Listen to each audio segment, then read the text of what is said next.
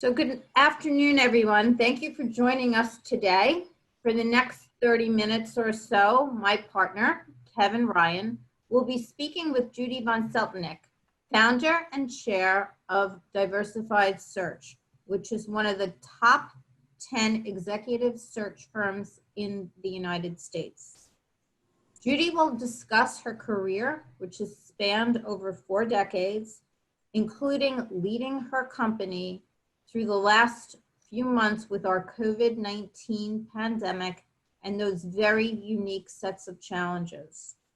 Judy will also share her perspective on the topic of diversity, a harder and longer struggle than she would have envisioned earlier in her career. A little bit about Judy. She currently serves on the Comcast and NBC Universal Joint Diversity Council. She was also a founder of the Forum of Executive Women, which is one of the largest associations of women business leaders in the Philadelphia area. Judy has been the recipient of dozens of awards and honors recognizing her achievements both professionally and philanthropically. It is my pleasure to turn the floor over now to Kevin and to Judy. Thank you, Pat, and thank you, Judy, for making the time to sit with us here. I know people are very interested to hear about your thoughts and your background. So I wanted to start with my first question. You've overseen some dramatic changes with Diversified Search through the years and the retained search industry. I know you're very excited about Diversified's current resources and capabilities. Could you discuss the reasons for your optimism? And did the pandemic create new opportunities because of the makeup of Diversified? Well, thank you, Kevin, and it's a pleasure to be with everybody today. And I just want to thank Kevin and his organization for the great services that they provide us and the wonderful relationship that we have enjoyed with you all over the years. So thank you for that. And, you know, in response to that particular question, you know, with our acquisitions over the past several years, we have built really formidable practices in 4 of, you know, what have historically been the hottest sectors in the economy, including healthcare, education, not-for-profit, and life sciences. So we feel good about, you know, where we are in the market. You know, but at first the pandemic really was a body blow. Everyone froze everything, including hiring. And it was really scary there in March and April. But, you know, since then, we are seeing a recovery now, and we think in the long term that this will prove to be a real boon for us and those of us that are in our business. And, you know, and the reason for that is because, you know, a lot of companies have discovered the hard way that they really don't have the right people in the C-suite, you know, to be able to see them through a crisis like this. And with the country as divided as it is right now, and the crisis, you know, being predicted to get worse before it gets better, you know, this need for talent is really, really important. So once the pandemic is over, I think you're going to see a lot of movement and a lot of opportunity, you know, for firms like ours to be of service. Interesting. And, you know, I've always had the belief that the more talent an organization has, the better it can be. Many businesses still kind of remain in that status quo instead of investing in talent. What would you say to a CEO who has the mindset of, we've gotten through this, and if it ain't broke, don't fix it? I would say you're going to get left in the dust if you do that. You know, despite calls for provincialism and America first, the truth is the global economy is here and it's here to stay. And that means you have to be forward thinking and looking all of the time, and you have to be thinking about what's next all of the time. And you have to keep your finger on the pulse of what the up and coming generation, is all about. And in this case, it's the millennials. And what do they want from their careers and the workplace? And so, the war for talent is real. If it ain't broke, don't fix it is a quaint phrase, but who wants to wait until something breaks? If you don't want it to break, you have to do maintenance. And so what that means is investing in talent before things go wrong. And that's what a lot of smart companies are doing right now. And you mentioned this earlier, but the crisis has interrupted business. It makes them take a harder look at their talent, and some have had a hiring freeze. Others look at this as an opportunity to upgrade their talent. And when a client contacts you to ask your advice about how they should proceed, what do you tell them? Well, we're telling them you should be, knee deep in forensic analysis of your talent needs right now and addressing them as quickly as possible. We're starting to do some talent mapping projects around this right now with a number of clients, as some of these forward-thinking companies begin taking stock of what talent they have got currently in their pool and where there are holes. The economy has sent some really terrific people into the candidate pool, which is both tragic and also an opportunity for companies with an eye on what life and business will look like post-COVID. So do you see this as an opportunity for the businesses out there to do a SWOT analysis, to see what their strengths and weaknesses are from a talent perspective, not just from the business perspective, but look at it from a human resource perspective? I think absolutely there's an opportunity to do this, and that people really should be doing a deep dive into looking at their talent pool and what they need to be doing, and the ones that are really on top of things are doing that right now. Thank you. Your business relies, just like you said, on a deep dive into the candidates that you like to present to your clients. Obviously, during the pandemic, the process has changed. Does spending time with a candidate on a video yield the same results as meeting with that person and having lunch?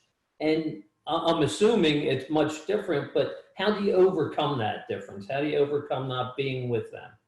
I'm old school, and I have long been a believer that you got to meet, these candidates in person, look them in the eye, shake their hand, watch their body language to really get a sense of them. But and I've never been anyone for Zooms and remote. This has been a whole new world to me. And if you had told me that companies would be hiring executives for millions of dollars and only through Zoom interactions, I would have said you're crazy. But in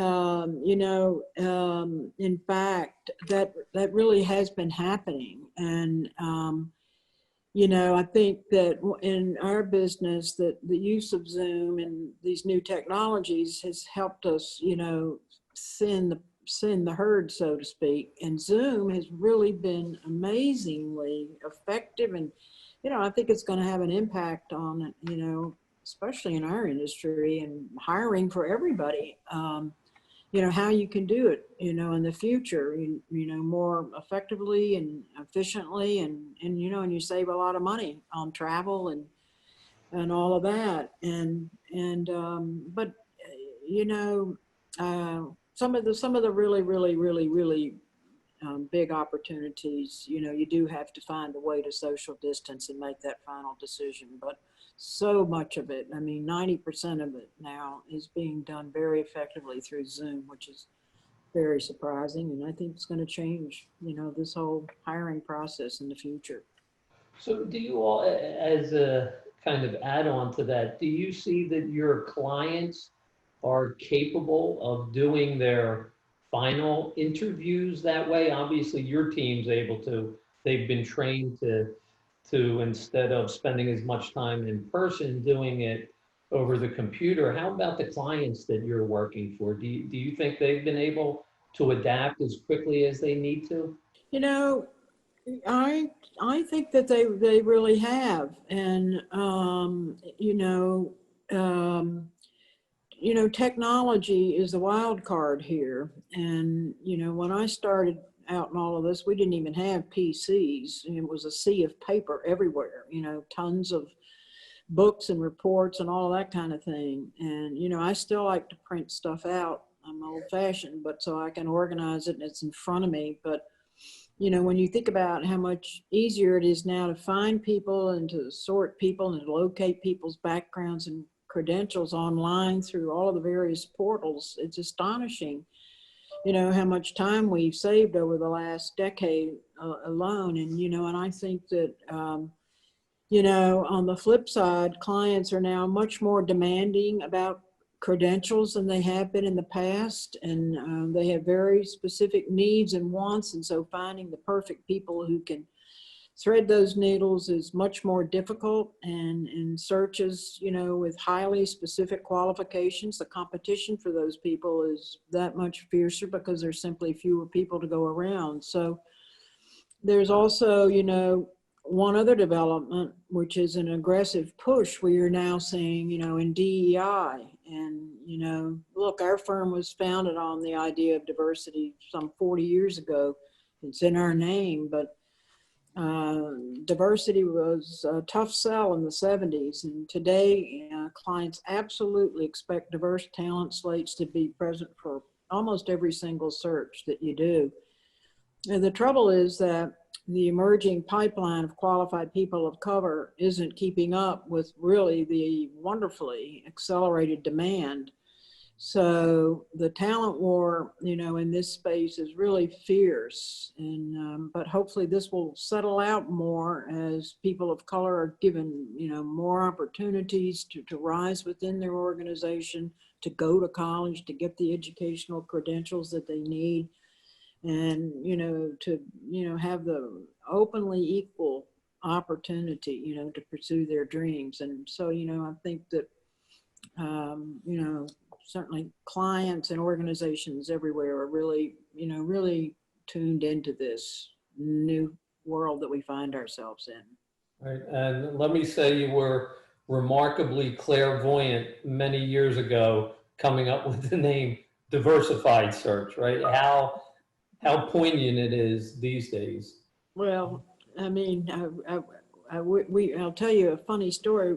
The name of the company, when I first got involved with it and bought it from some women back in the 70s that had started a company to find women in, quote, minorities, as we referred to back then, for professional jobs. The name of the company was called Distaffers. And I thought, that is really a strange name. And so I looked it up, or somebody looked it up, to find out that in the days, when there were two oxes that pulled the cart, way back when, that the weaker side was called the distaff side. So Lord have mercy. When I saw that, I thought, we got to change this name. That ain't gonna work. So we had a contest way back in the 80s and offered $1,000 with whoever came up with the right name, and it ended up being Diversified. Little did we know how horrific that would be. Yeah, boy, that's a great story. Thanks for sharing that. Getting back to the searches, obviously each search is different, and they always take a certain length of time, and dependent upon the position, that varies. But if you were comparing a search that's going to happen now to that same search that would have happened a year or two ago, is there a time difference in that, how long it would take to get enough potential candidates or to finally get that candidate? And is that a positive or a negative? Well, there's definite impatience in the world today on just about any topic, you want to get to, and search is no different than that. And I think that because of technology, as I was saying before, I mean, this has really changed the whole ball game and the timing in terms of,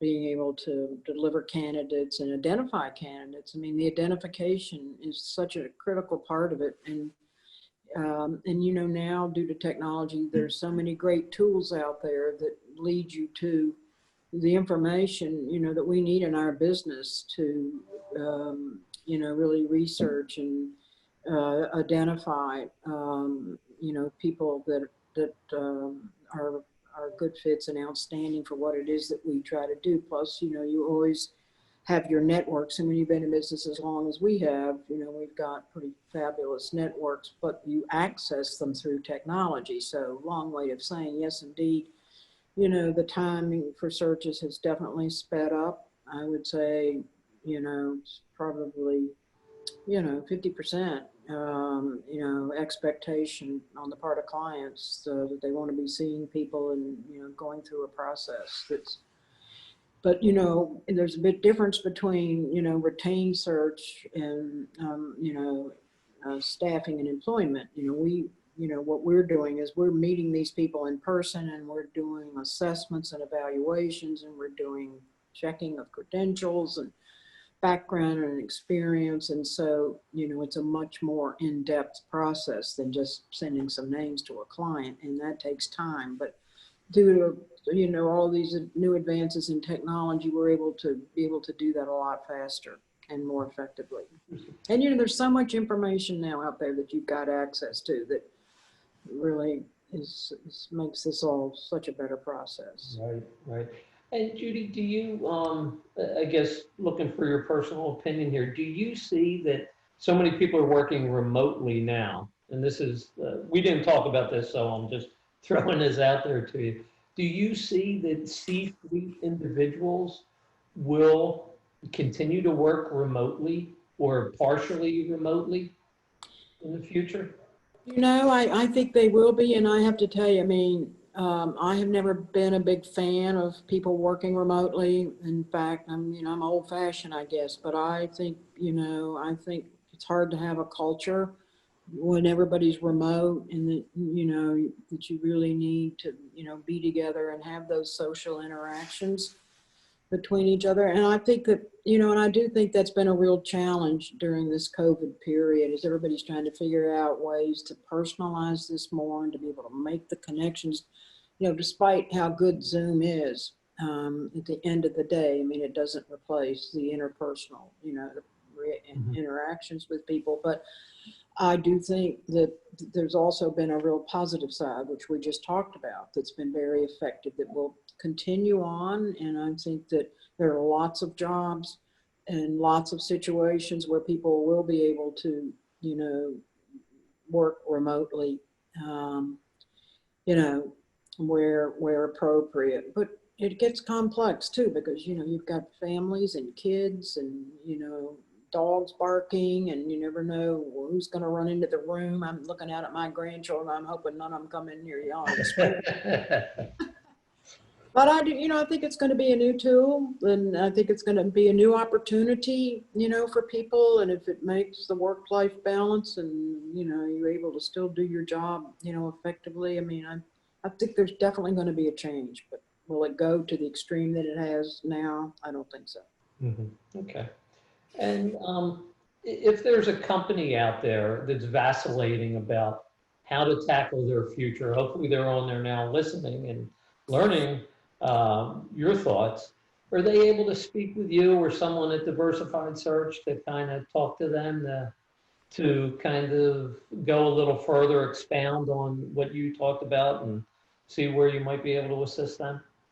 Oh, definitely. I mean, you know, we do this all the time. You know, we get called by companies and organizations that may not be, you know, ready to launch, you know, a specific search, but, and we participate, you know, in, you know, conferences and, you know, work with clients, even though there's no specific search, just talking about, you know, their organization and, you know, and especially now with everything that's happened and, you know, sort of the gaps that, you know, might exist in succession plans for some of their positions. And, you know, and the future's changed too, and their strategies have changed. And, you know, because of the because of different strategies, you know, how you now need, you know, different kind of people for some of these roles that you never thought about before, because the world has changed. And, you know, this whole cybersecurity thing is huge, and, you know, everybody's, you know, a nervous wreck about that and wanting to figure out, you know, how do you plan for that? What kind of people do you need? And